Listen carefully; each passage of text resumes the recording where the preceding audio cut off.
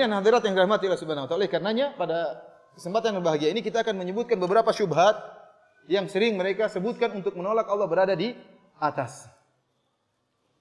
Syubhat yang pertama, syubhat yang paling inti, mereka mengatakan bahwasanya kalau kita mengatakan Allah berada di atas, melazimkan bahwasanya Allah berada di suatu tempat dan melazimkan Allah membutuhkan suatu tempat. Dan jika Allah membutuhkan suatu tempat berarti Allah adalah makhluk. Maka tidak boleh Allah berada di atas. Ini dalil yang paling kuat yang sering mereka ucapkan. Maka kita bantah, kita mengatakan bahwasanya tatkala kita mengatakan Allah di arah atas, tidak melazimkan Allah butuh dengan tempat. Jadi yang ada di dalam kehidupan ini ada pencipta dan ada makhluk. Ada pencipta, ada alam. Makanya Allah dikatakan Rabbul Alamin. Baik, apa makna alamin? Alamin adalah selain Allah Subhanahu wa taala disebut dengan alam. Alam itu apa? Alam seluruh alam semesta. Tidak ada suatu tempat kecuali termasuk daripada alam. Dan Allah di balik alam tersebut. Jangan kita bayangkan Allah ada suatu alam semesta bulat kemudian ada ruang hampa, ada Allah di situ. Tidak. Kita bilang Allah di luar alam. Dan seluruh tempat termasuk daripada alam, maka Allah di luar alam. Ikhwani fillah azani Allah wa iyyakum. Ketinggian ada yang disebut dengan tinggi absolut dan ada yang disebut tinggi relatif.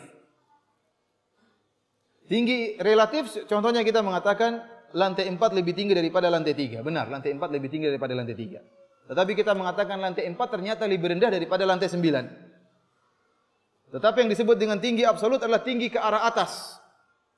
Seluruh yang mengarah ke arah atas maka dia merupakan ke arah ketinggian. Oleh karenanya kita para manusia pun mengatakan ketinggian tempat ini di atas permukaan laut. Ya, kita mengarahkan semakin keluar dari poros bumi berarti semakin ke atas. Bumi itu bulat. Sebagian orang mengatakan, wahai Ustaz, kalau kita mengatakan Allah di atas berarti yang di bawah mengatakan Allah di bawah. Ini bohong. Ya. Yang di bawah kalau menunjukkan ada yang mengatakan langit di bawah, enggak ada kan? Apakah ada orang mengatakan langit di bawah? Dibilang orang gila, harus masuk rumah sakit jiwa. Namanya langit di atas, mau dimanapun dia tunjuk. Bumi bulat, dia mau tunjuk ke sini, mau tunjuk ke sini, mau tunjuk ke sini, mau tunjuk ke sini. Semua orang bilang langit di atas. Paham? Dan hadis-hadis menunjukkan, contohnya, ini dari logika yang disebutkan oleh Imam Ahmad dan ini sesuai dengan hadis. Imam Ahmad tatkala membantah Jahmiyah, dia menyebutkan suatu logika dalam kitabnya Ar-Rad 'alal Jahmiyah wa Zanadiqah. Dia mengatakan, dahulu Allah sendirian. Dan ini sesuai dengan hadis Nabi sallallahu alaihi wasallam dalam Sahih Bukhari, "Kana Allah wa lam yakun syai'un ma'ahu, wa lam yakun syai'un ghairahu." Dulu Allah sendirian dan tidak ada sesuatu pun yang bersama dengan Allah. Ini konsekuensi logis. Allah dulu di azali sendirian, tidak ada makhluk. Paham? Kemudian Allah menciptakan makhluk. Tatkala Allah menciptakan makhluk, perhatikan ini, yang ngantuk ya, jangan tidur ya, bangun. Ya. Nanti enggak paham repot, kena syubhat enggak tahu jawabannya. Allah dulu sendirian kemudian Allah menciptakan makhluk. Kata Imam Ahmad rahimahullahu taala, tatkala Allah menciptakan makhluk ada 3 kemungkinan. Kemungkinan pertama Allah menciptakan makhluk tersebut dalam zat Allah. Allah punya zat atau tidak? Bagaimananya kita tidak tahu. Kemungkinan pertama Allah menciptakan makhluk tersebut dalam zat Allah dan ini kekufuran. Berarti ya makhluk bersatu dengan zat Allah dan di antara makhluk tersebut ada iblis, ada jin, ada syaitan, ada tempat sampah, ada kotoran, masa bersatu dengan Allah Subhanahu wa taala. Maka ini kekufuran. Kemungkinan pertama kekufuran. Kemungkinan kedua Allah menciptakan makhluk di luar zatnya. Setelah itu Allah memasukkan makhluk tersebut dalam zatnya. Ini sama juga dengan kemungkinan pertama. Kalau pertama Allah ciptakan makhluk dalam zatnya sehingga bercampur antara zat Allah dengan zat makhluk. Yang kedua Allah ciptakan makhluk di luar zatnya, kemudian Allah masukkan dalam zatnya sama. Ini pun tidak boleh. Tinggal kemungkinan yang ketiga, Allah menciptakan makhluk dan makhluk tersebut di luar zat Allah Subhanahu wa taala. Jadi ada makhluk, ada Allah Subhanahu wa taala. Sebagai kita kasih gambaran, ini bukan penyamaan tapi sekedar kemudahan. Kata Allah Subhanahu wa taala contohnya dalam Al-Qur'an. Wa ma qadarullah haqqa qadrih wal ardu jami'an qabdatuhu yaumal qiyamah was samawati matwiyatun bi yamin. Mereka tidak mengagungkan Allah sebagaimana mestinya. Sementara bumi dalam genggaman Allah pada hari kiamat. Allah Maha Besar, Allahu Akbar. Bumi sangat kecil. Langit yang begitu luasnya di tangan kanan Allah Subhanahu wa taala. Ya ikhwan, sebagaimana perkataan Ibnu Abbas kalau tidak salah ya. Mas samawati wal ardu fi yadillah illa ka khardali fi yadi ahadikum. Atau kama qala Ibnu Abbas. Tidaklah langit dan bumi di tangan Allah kecuali sebagaimana biji dalam tangan kalian. Paham? Kalau ada biji, itu kita bicara tentang manusia bukan tentang Allah Subhanahu wa taala. Kalau ada biji kita letakkan di sini, taruhlah bumi alam semesta dalam genggaman kita. Di mana saja kita tunjuk keluar ke arah Allah Subhanahu wa taala. Jangan kita bayangkan bahwasanya di luar ini ada ruang hampa, ada tempat. Enggak. Dahulu ente bisa bayangkan, kalau ente bisa bayangkan Allah dahulu ada tanpa tempat, bisa atau tidak? Kita enggak bisa bayangkan, tapi kita yakini Allah dahulu tanpa tempat. Maka tatkala Allah menciptakan tempat, berarti Allah juga tidak butuh tempat. Paham? Berarti Allah di luar alam semesta. Paham maksud saya? Itu dimaksud dengan ketinggian. Bahwasanya Allah di luar alam semesta. Dan dia tidak butuh dengan tempat. Oleh karenanya tatkala mereka mengatakan, kalau kita mengatakan Allah di atas berarti Allah membutuhkan tempat, itu kelaziman yang tidak lazim. Itu kelaziman yang tidak lazim. Bagaimananya kita enggak tahu, kita enggak bisa mikirkan. Oleh karenanya di antara bantahan kita terhadap orang-orang Asy'ariyah, saya katakan tadi orang-orang Asy'ariyah, mereka meyakini bahwasanya Allah bisa dilihat pada hari kiamat kelak. Mereka tidak mau adanya arah. Ya. Mereka bilang kalau Allah punya arah berarti Allah butuh tempat.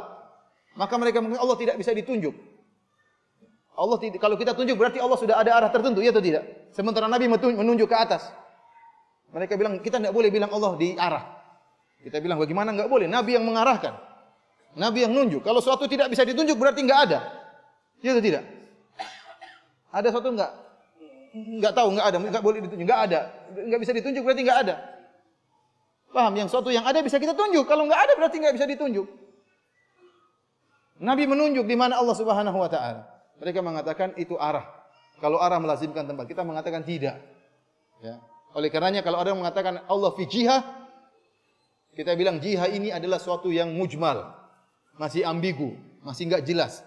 Maksudnya jihah, kalau kalian pahami dari jihah, Allah fi jihah, maksudnya jihah adalah suatu tempat, maka ini enggak benar.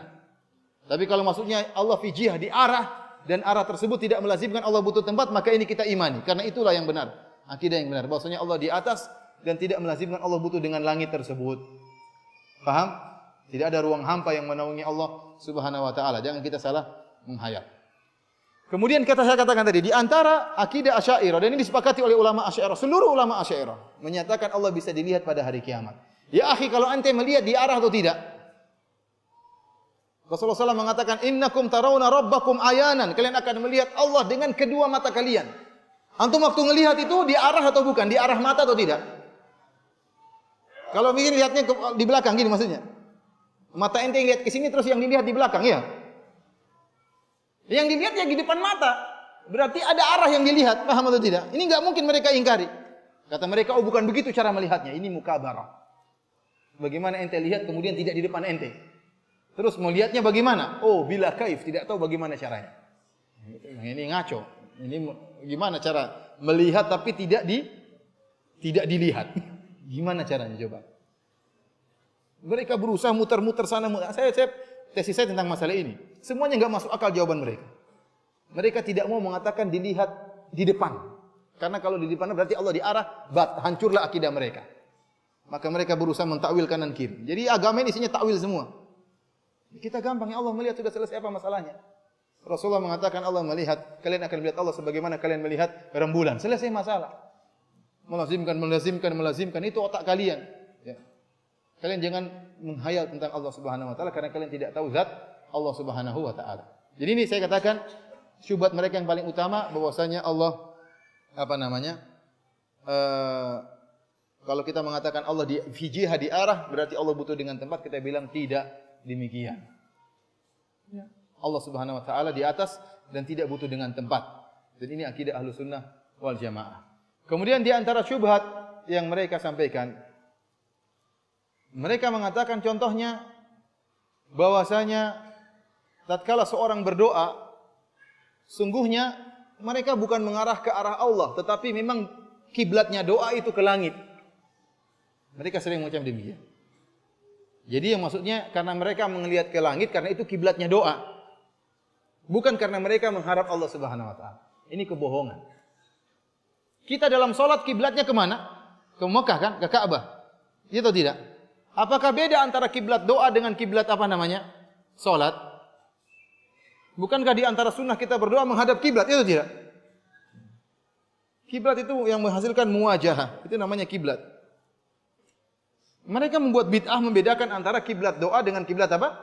Salat. Enggak benar. Bahkan di antara makna salat, makna doa adalah salat.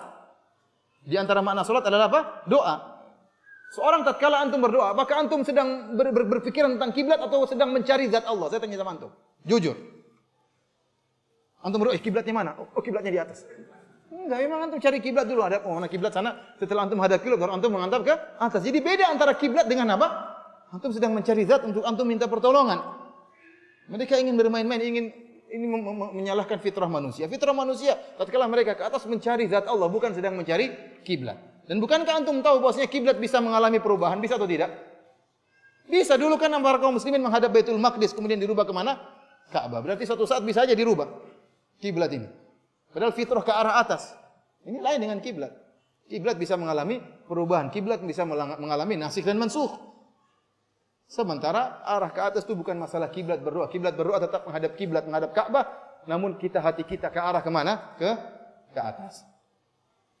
Di antara syubhat yang sering mereka sampaikan, mereka mengatakan seperti Ar-Rahmanu 'alal 'arsy istawa.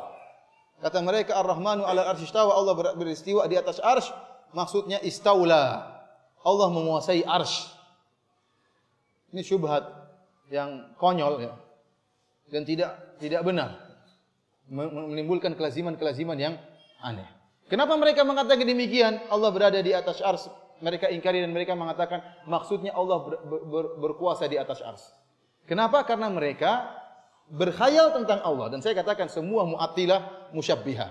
Seluruh orang yang menolak sifat dia pasti musyabbih. Sebelum dia menolak sifat dia menghayalkan Allah seperti makhluk. Baru kemudian dia tolak. Saya ulangi, kullu mu'attil musyabbih. Setiap orang yang menolak sifat maka dia mentasbih sebelum dia menolak. Seperti perkataan Razi dalam kitabnya Asasut Taqdis, dia mengatakan, kalau seandainya Allah berada di atas arsy, kelazimannya berarti pertama, Allah lebih kecil daripada arsy, kelaziman yang kedua Allah butuh kepada arsy. Kelaziman pertama, Allah lebih kecil daripada arsy, yang kedua Allah butuh kepada arsy. Karena kita tahu yang di atas lebih kecil daripada yang di bawah dan yang di atas butuh kepada yang di bawah. Namun ini dibantah. Ini tidak lazim dan tidak benar. Kita melihat langit dan bumi. Mana yang lebih di atas, langit atau bumi? Mana yang di atas, langit atau bumi? Langit. Mana yang lebih besar, langit atau bumi? Langit. Langit lebih besar dan lebih jauh lebih luas daripada bumi. Kemudian ternyata apakah langit butuh dengan bumi? Apakah ada tiang bumi yang menopang langit? Tidak ada. Bighairi amadin tarawunaha. Langit tidak butuh kepada bumi. Artinya bumi hancur pun langit masih kokoh, enggak jadi masalah. Oleh karenanya tidak mesti yang di atas lebih kecil daripada yang di bawah. Dan tidak mesti yang di atas butuh kepada yang di bawah. Kita katakan Allah di atas arsy, Allah di atas langit, bukan berarti Allah lebih kecil dari langit. Tidak lazim ini. Apalagi sampai mengatakan Allah butuh kepada langit, sangat tidak lazim. Kalau langit dan bumi saja tidak lazim, apalagi antara pencipta dengan makhluk. Kemudian perkataan kalian bahwasanya Allah berkuasa menguasai arsy, maka ini melazimkan kelaziman yang batil. Berarti apa? Berarti dahulu arsy tidak dikuasai oleh Allah, kemudian Allah menguasainya.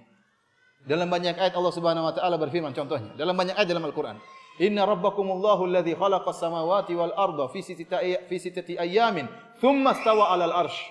Sungguhnya Rabb kalian Allah Subhanahu wa taala yang telah menciptakan langit dan bumi dalam waktu 6 masa, kemudian dia beristiwa di atas arsy. Seandainya maksudnya menguasai, berarti Allah menciptakan langit dan bumi dalam waktu 6 masa, kemudian Allah menguasai arsy. Berarti sebelumnya arsy belum dikuasai oleh Allah Subhanahu wa taala. Paham atau tidak? Allahu alladzi khalaqas samawati wal arda wa ma bainahuma fi sittati ayyamin tsumma stawa 'alal arsy. Allah yang telah menciptakan langit dan bumi dan apa yang di antara keduanya dalam waktu 6 masa. Kemudian Allah beristiwa di atas arsy. Kalau istiwa diganti dengan menguasai, berarti artinya kemudian Allah menguasai arsy. Berarti tatkala Allah sedang menciptakan langit dan bumi, arsy belum dikuasai oleh Allah. Apakah pernah arsy dikuasai oleh selain Allah? Ini batil. Kebatilan. Kemudian kalau arsy istiwa artinya menguasai, maka kita boleh mengatakan Allah istawa 'alal ba'udah. Allah beristiwa di atas ba'udah, di atas nyamuk. Bukankah nyamuk dikuasai oleh Allah? Iya atau tidak? Boleh enggak kita mengatakan Allah beristiwa di atas nyamuk? Boleh atau tidak? Tidak boleh. Tapi kalau istiwa artinya menguasai, boleh atau tidak? Boleh. Allah beristiwa di atas menguasai nyamuk, menguasai lalat. Allah beristiwa di atas iblis. Iblis dikuasai Allah atau tidak?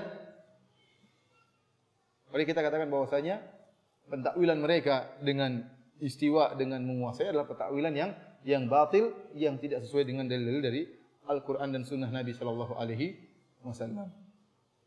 Para hadirin dan hadirat yang dirahmati oleh Allah Subhanahu Wa Taala, ya, inilah yang bisa saya sampaikan tentang apa namanya